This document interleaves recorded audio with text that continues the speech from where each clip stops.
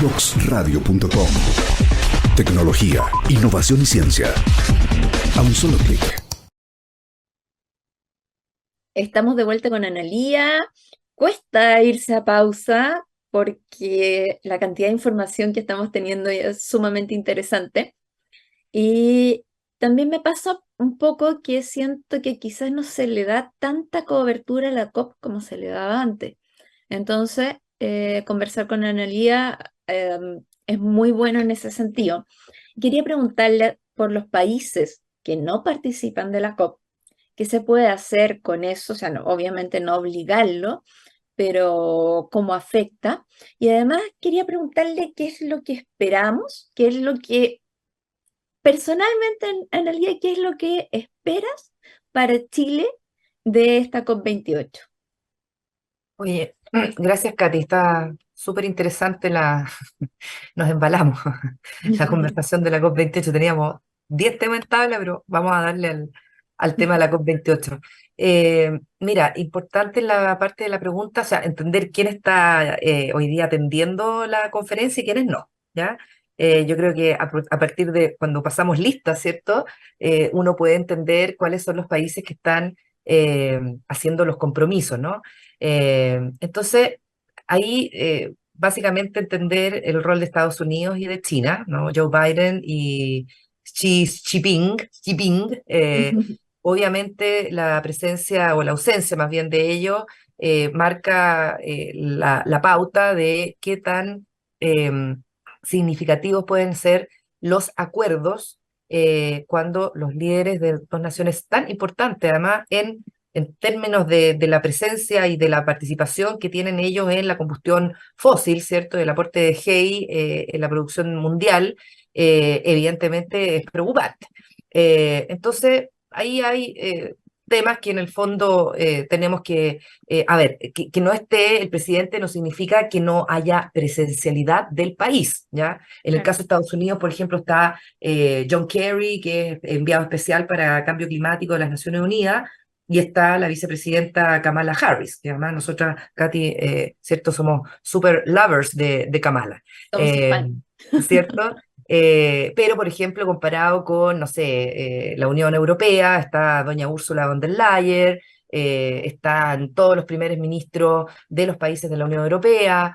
Entonces, ahí es donde viene el peso, ¿cierto? Significativo, y esto finalmente, queridos anfitriones, es política. O sea, aquí hay un componente alto, se basa en la ciencia, pero la discusión es política. Y por lo tanto es muy importante entender el balance de las partes en el poder que representa en el fondo cada uno de los líderes, ¿cierto?, de los países que atienden esta conferencia.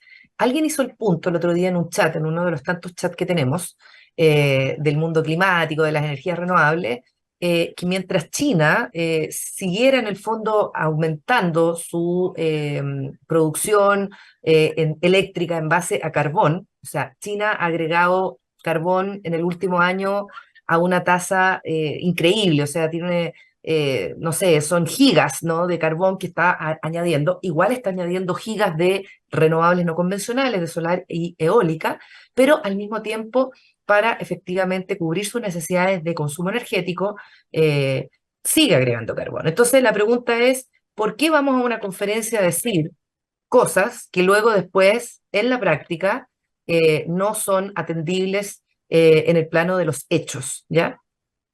Piensa tú que Chile, primero, tenemos un acuerdo de retiro del carbón al 2040, estamos en la evaluación, ¿cierto? Si uno lo mira así como muy desde arriba, estamos en la evaluación permanente y este año se ha tratado mucho de eso, si podemos hacer un retiro adelantado del carbón, o sea, al 2030.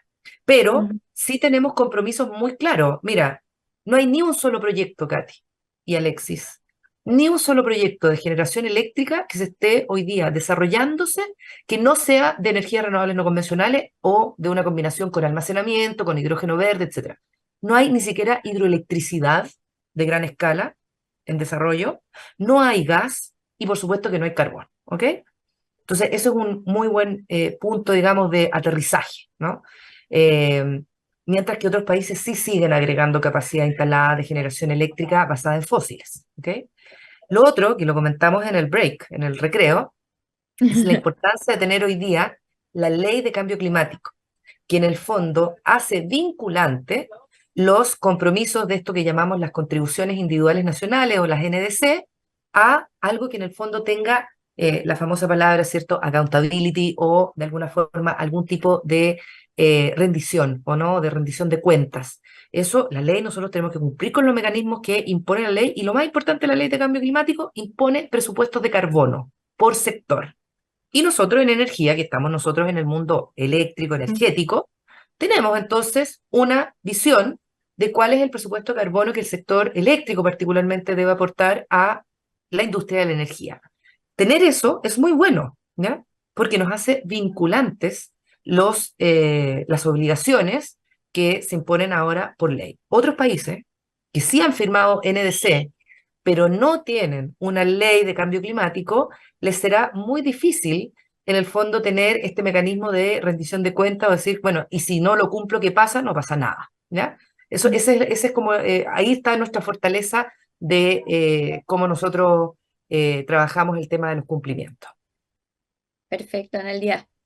Sí, Analía, y en ese sentido, para Chile, como tú decías, que Chile no es no es productor, digamos, de Claro. de ningún combustible fósil, tiene una ventaja, digamos, ¿ya? Y me imagino yo que estas COP también son una oportunidad para un país tan pequeño como Chile, y además que tiene todas estas ventajas, efectivamente, estas ventajas competitivas, digamos, comparativas, perdón, de respecto De recursos. de recursos, claro, Claro. efectivamente recursos que efectivamente nos juegan a favor, digamos, Claro, ¿cierto? mira, ayer estábamos en una discusión de, yo siempre digo, filosofal práctica, eh, con Jorge Moreno de Inodú, que me decía, bueno, pero ¿cómo este señor, el sultán, ¿no? No va a pronunciar lo que dijo, no hizo. Sí, él tiene que, efectivamente, volviendo a la conversación inicial, él tiene que defender los intereses de un país que es productor de petróleo. Entonces puso el ejemplo de qué pasaría si nosotros el día de mañana nos dijeran, miren, ustedes tienen que dejar de producir cobre, ¿m? Que es el principal ingreso de este país. El 50 o 47% todavía de nuestras exportaciones son cátodos de cobre, ¿no? Entonces, frente a la cuestión climática, que es algo que, de nuevo, del punto de vista humano, es muy difícil de percibir cuando no te ha afectado. Entonces, ¿quiénes son más sensibles a la discusión climática? Bueno, los países que han tenido eh, efectos del cambio climático, ¿no? Huracanes, inundaciones, las temperaturas más de 50 grados, 54 grados, vimos el otro día en Sao Paulo, ¿cierto? 54 grados de temperatura, o sea, ojo. Bueno, pero cuando estamos en la comodidad de nuestra casa, en el living comedor, haciendo este programa, y tú me dices, Katy, oye, Analía, entonces tú para irte ahora a la próxima reunión, eh, bueno, tienes que irte en bicicleta porque tú estás produciendo gases de efecto invernadero con tu auto. Chuta, al final empiezan estas contradicciones que son muy propias del ser humano, ¿no? Y son parte de esto que en el fondo, ahora, yo hago el punto inmediato, a propósito que di ese ejemplo. Para eso están los estados. ¿M? Los estados tienen la obligación de fijar políticas públicas que pongan incentivos o castigos, ¿no? O eliminen los incentivos perversos para que la población acomode sus comportamientos y sus elecciones de consumo fósil, de consumo energético, de todo. Y esa es una piedra angular en el fondo del cambio climático. Sin los estados, mira, lo dijo Guterres también. Antonio Guterres lo dijo ayer en una entrevista, dijo, mira, si esto se lo dejamos al mercado, estamos jodidos. Pero por eso los estados son necesarios, porque las políticas tienen que ser vinculantes y a propósito de estos compromisos, en el fondo, que más que compromisos son modulaciones de comportamientos nuevos, que nunca antes además tuvimos. Esta es una sexta, séptima transición energética. Nosotros hemos tenido transición energética en la historia de la humanidad, pero esta es la primera que hacemos de la adicción fósil a eso que se llaman las fuentes cero emisiones, pero además en contra del tiempo. Entonces, ahí está la dificultad. Disculpa, Analia, te quiero dejar un punto que leí de la COP28, que encuentro súper interesante. No es necesario que demos opiniones ni nada, pero lo quiero dejar. 23 países acordaron triplicar la capacidad nuclear para el 2050. Sí. Entre ellos Estados Unidos, Ucrania, Suecia, Reino Unido, o sea, la lista sigue. 23 países triplicar la capacidad nuclear.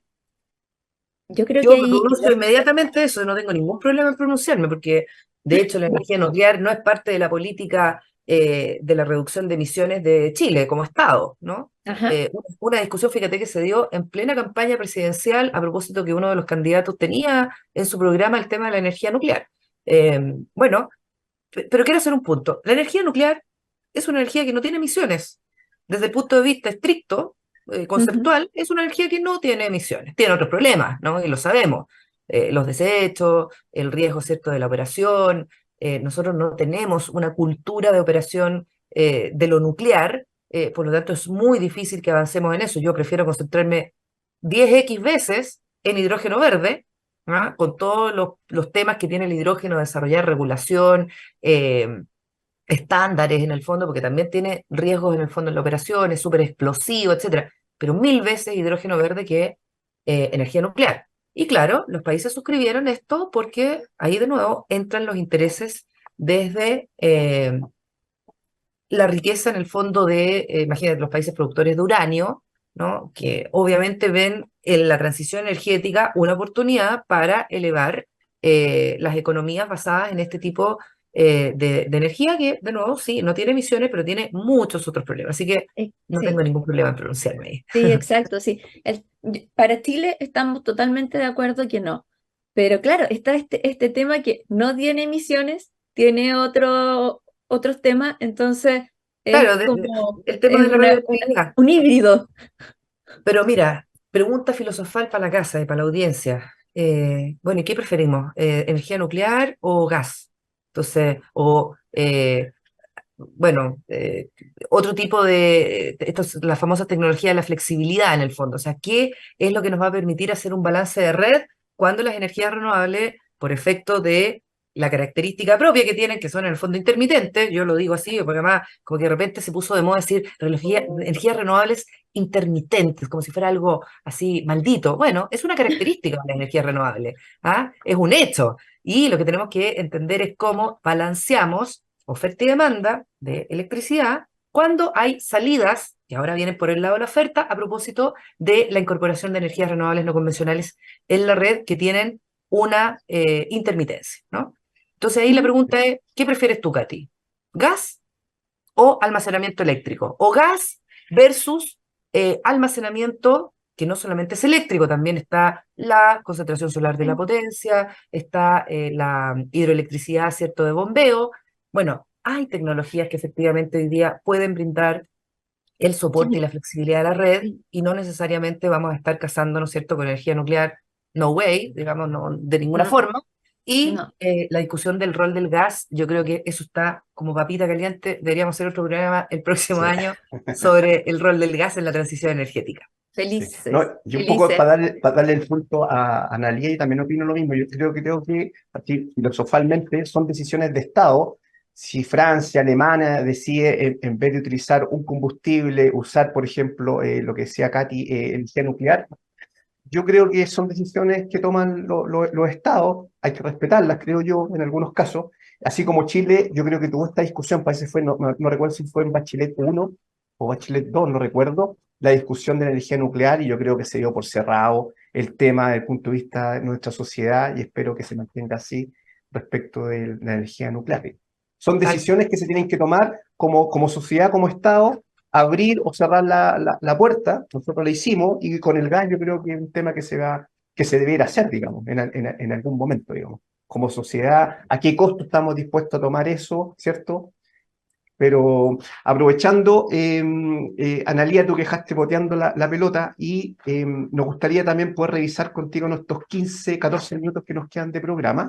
Tú decías que es muy bueno hacer balances, ¿cierto? Y Ujú. aprovechar de hacer un balance en nuestro sector energético. Me acuerdo que en el programa, por allá por mayo, el título del programa fue Agenda 2023 del mercado eléctrico Claro. de Chile. ¿Te acuerdas? ¿Ya? Ajá. Y ahora haciendo un balance, ¿cómo estamos? ¿Hemos logrado avanzar en lo que se dijo?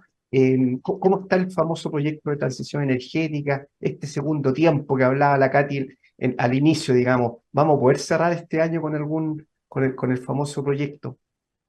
Bueno, yo creo que fue un año de dulce de agraz para el mundo de las energías renovables, con muy buenas cifras. Yo siempre, amiga, las cifras, eh, la Katy ya debe estar aburrida porque me escucha cada 2 días decir lo mismo. Bueno, tenemos un 35% de energías renovables no convencionales en la red eléctrica, Está generamos, perfecto. ¿cierto? Más un 20 o 23 o 24% de generación hidroeléctrica de gran escala o convencional. Estamos llegando fácilmente al 58-59% de energía renovable pura, ¿cierto?, en la red. Y eso es una tremenda, muy buena noticia, ¿no? Nadie podría decir, oye, que mal lo hemos hecho en los últimos 15, 20 años, ¿no? A propósito del aniversario de Acera. Pero el tema es cómo completamos ese otro 40 y algo por ciento que queda todavía en base a generación térmica, ¿no? Y ahí la velocidad importa. O sea, esta es una discusión que tampoco es filosofal, es práctica, ¿ya? La velocidad con la que se imprime el cambio va a determinar principalmente dos impactos. Y ahí yo creo, auguro en el fondo que es como donde vamos a estar centrados el próximo año en la conversación. Uno es el impacto en tarifa, ya que es una discusión que viene muy, o sea, ya fue este año uno de los puntos esenciales para balancear el avance del proyecto de transición energética con, por otro lado, en paralelo, un alto contenido de preocupación sobre el efecto en tarifas que está teniendo en el fondo hoy día la transición energética. Y para efectos de eso, yo creo que es súper bueno entender por qué estamos pagando una electricidad cara, ¿ya? Y aquí un ejercicio, se lo dije a la Katy el otro día, y quedamos así como, uff, ¿cómo decir eso sin que sea incómodo, ¿no? Pero yo creo, y que en el fondo cuando a las energías renovables se le ponen como las responsables del encarecimiento de una cuenta eléctrica que hoy día pagamos consumidores regulados o libres, nosotros tenemos que indagar un poquitito más y entender qué es lo que está detrás de una cuenta cara. Y yo les hago este ejercicio. Los 12 contratos más caros que hoy día están suministrando clientes regulados no son precisamente energías renovables no convencionales, ¿ya? Tienen suministro fósil adosados además a indexadores fósiles, carbón, gas, petróleo, etc. Eh, el más caro, $248 el megawatt hora. O sea, yo creo que eso eh, es un hecho. O sea, quiero ser muy clara. Aquí nadie está diciendo, oye, no, entonces vamos a votar contratos y renegociemos esos contratos que están caros. No, pero cuando hablamos de cuentas caras eléctricas, tenemos que entender qué está encareciendo hoy día la cuenta cara, ¿ya? Y claro, eso es poquito energía, ese 248 es poquita energía, pero después tenemos 2 teras de energía a clientes regulados, 2 teras, o sea, 2 terawatts de energía, ¿ah?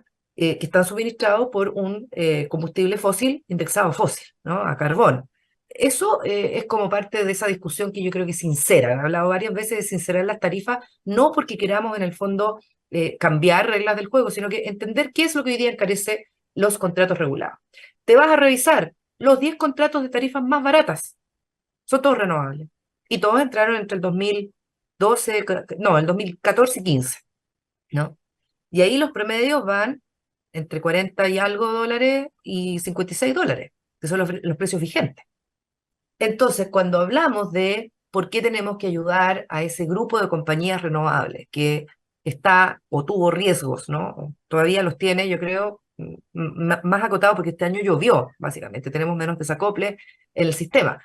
Pero el paquete de medidas del segundo tiempo, ¿cierto?, de la agenda del ministro Pardo y luego el proyecto de transición energética, básicamente es entender que es ahí donde tenemos que concentrarnos, uno, para la promesa de la reducción de emisiones del sector eléctrico, mientras estas empresas sigan promocionando sus proyectos y entrando en operación, vamos a seguir disminuyendo emisiones del sector eléctrico, que es nuestro objetivo, ¿cierto? Climático quizá. Y segundo, tarifas convenientes. O sea, eso va aparejado, no tiene ninguna diferencia, ningún divorcio, ¿ya? Entre estos contratos que hoy día están vigentes y, evidentemente, la tarifa más barata. Entonces, por eso hay que concentrarse en ayudar a estas empresas. Y por otro lado, creo yo también importante decir que hay señales que hoy día están mucho más avanzadas con la agenda también del segundo tiempo y el proyecto de transición energética. Obviamente, publicación, ¿cierto? Más bien el ingreso del reglamento de potencia a la Contraloría General de la República supone una noticia positiva de efecto de todos los agentes que estaban esperando la señal de suficiencia o de respaldo para el almacenamiento en un sistema eléctrico que lo necesita. Eh, la cuantificación de las necesidades de almacenamiento, yo diría que ya hoy día son 2.000 megas, no en el 2026. ¿Ya? Ujú, Si uno sí. hiciera un ejercicio así como los vertimientos que uno tiene, sin ni siquiera mirar los temas de balance de red o de participación en servicios complementarios, si tú miras los vertimientos al mes de octubre del 2023 y hicieras una extrapolación de esa cantidad al año 2024, te justificaría la instalación de una batería de 5 horas de 2.000 megas. O sea, ya estábamos en esos niveles. Insisto, para hacer un ejercicio medio académico de aprovechar vertimientos, ¿ya? Las decisiones no funcionan así en el mercado, no se toman por eso, pero es una equivalencia importante, ¿ya? Entonces yo creo que terminamos un año, primero, en donde logramos instalar en la agenda del gobierno la atención que debía tener las energías renovables no convencionales con aquellas distorsiones en el fondo que no permitían una maduración, una expansión de estas tecnologías en forma holgada, ¿no? Eh, y por lo tanto, cuando empezamos a discutir, ¿cierto?, a dialogar con el Ministerio de Energía y con el Parlamento, yo creo que es un gran triunfo, y particularmente el de Acera, el haber puesto en la agenda, que a principio de año no existía esta preocupación, los temas de las energías renovables no convencionales que no estaban en el fondo logrando balancear y logrando madurar, ¿cierto?, en forma sostenible financieramente, ¿ya? Así que yo creo que ese es un gran hito del 2023. Discusión 2024, como te digo, tarifas, y yo creo que viene también fuerte la discusión del rol almacenamiento versus gas. ¿Ah? O sea, cuál es al final, cuál es la tecnología que va a permitir darle esta flexibilidad al sistema. Tenemos una política, no política de flexibilidad, acuérdense que quedó también en un cajón. Yo creo que eso, qué lástima que haya sido así, porque hoy día se requiere tanto en el fondo esto de cómo remuneramos la flexibilidad que dan algunas tecnologías, incluso la del gas, ¿por qué no? ¿No? Pero no está hoy día claro la remuneración a esa flexibilidad, al ciclaje, a la partida en negro, o sea, todos aquellos elementos que hoy día te permiten entrar fuerte con una capacidad de generación que va a balancear la caída o cuando las energías renovables en el fondo se restan de la red, ¿ya? Así que Sí, ahí hay una mirada para el 2024 que yo auguro que es donde vamos a estar dándonos vueltas. sí, a mí me gusta eso, pero también me gusta mucho que se está instaurando también y cada vez más la mirada al cliente. Sí, la Porque mirada al en el consumidor. fondo, si miramos nuestra regulación hacia atrás, estábamos regulando entre los actores Claro. y el cliente no era un actor en ninguna parte. Entonces, si bien Ahora, hay entidades yo creo, que Katy, que deberían velar, el principal actor de consumidores que debería estar sentado en todas las mesas y no está, o está menos, es la Conadecus, ¿no? O sea, la Conadecu es, por definición, aquel gremio, ¿cierto? Asociación de consumidores que tiene que ir a ver, efectivamente, velar porque se velen las condiciones de competencia de un mercado, las condiciones de los precios justos, de la transición justa, y no estar representado en el fondo en grupos económicos. Hay clientes importantes, son los clientes libres, los clientes mineros, los industriales, etcétera, pero el verdadero defensor, así que aprovecho de decirle un saludo ahí a don Hernán Calderón, que tenemos que seguir conversando acerca de cómo representar debidamente la posición de los consumidores y sobre todo de los consumidores regulados. completamente de acuerdo. Y nosotros, a la vez, viendo este vacío, fue que hicimos seguir el seminario del usuario energético final y sus necesidades, porque detectamos este vacío eh, y estamos tratando de incorporar distintos trabajos y vamos a volver a repetir el próximo año una jornada enfocada en el usuario energético final, no en el eléctrico, buscamos bien Claro, energético, exactamente. energético, sí, sí, Nunca ha no, estado completamente de así, con acuerdo. ADECU nunca lo he visto en estos temas Mira, como que estuvo lleva en el harto tiempo. ¿Sí? Congreso en la discusión del proyecto de ley de transición energética. Se hizo una presentación por parte de Conadecu, Y después, personalmente, digamos, en Acera, tuvimos bastantes acercamientos y diálogos porque no teníamos en el fondo la misma visión, y lo quiero decir abiertamente, pero con estos elementos en el fondo decir, mira, entendamos qué es lo que hoy día están encareciendo las cuentas, qué es lo que ha representado la entrada de energías renovables. El año 2013, Alexis, el promedio de clientes regulados en los contratos suministrados, ¿cierto?, por generadores a distribuidoras eléctricas, fue de 132 dólares, perdón, el megawatt hora. Y 10 años Sí, después, tú tienes un promedio de 34 dólares. Entonces, básicamente, en 10 años tú lograste bajar casi 100 dólares el promedio de los abastecimientos de clientes regulados.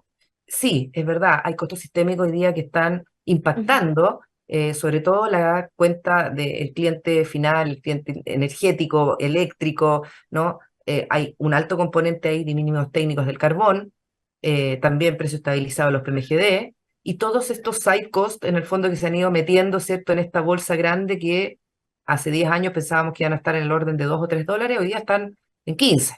¿Ah? Pero no se les olvide que bajamos casi 100 dólares el promedio de la generación.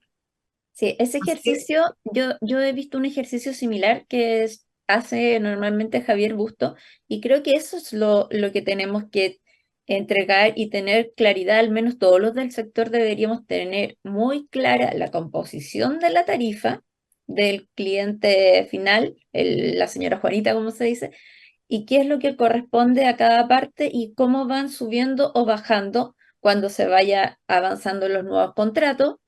Yo creo que eso es un dibujo que tenemos que un tener must. todos en la sí, cabeza para entender y preocuparnos así del cliente. sí. Y Yo, lo yo último, les dejo yo quiero dejarles una pregunta final a ustedes, porque me voy a tomar voy a tomar el palco acá.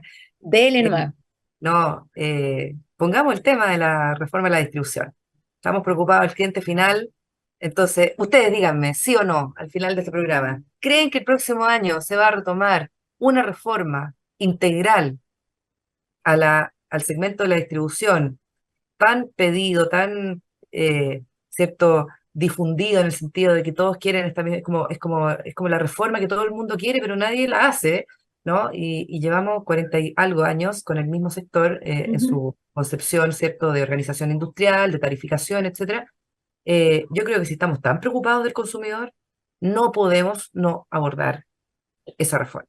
O sea, 100%. Acá en el mismo programa hemos pataleado una cantidad con el tema. Yo ya estoy que me voy a amarrar a la No, moneda. Katy, no, no te queremos ver ahí. sí. O sea, Lo hemos llevamos mucho Ustedes, discutido, lo tiempo. hemos con otros conversado harto métodos. con el programa esto y uno es lo que quiera. Yo, y un poco para ir cerrando, uno es lo que quiera, claro que lo quiero. Ahora, desde el punto de vista del espacio político, lo vimos este Eso. año, no me equivoqué, el espacio político no lo vi este año.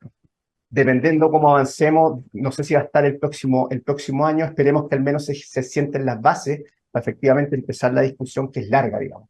Toma mucho tiempo y sí, o sea, todos queremos y sabemos que es la piedra angular de todo el sector. Así que muchas gracias, Analía. Dejaste la pelota boteando, vamos a ver si vamos a tomar.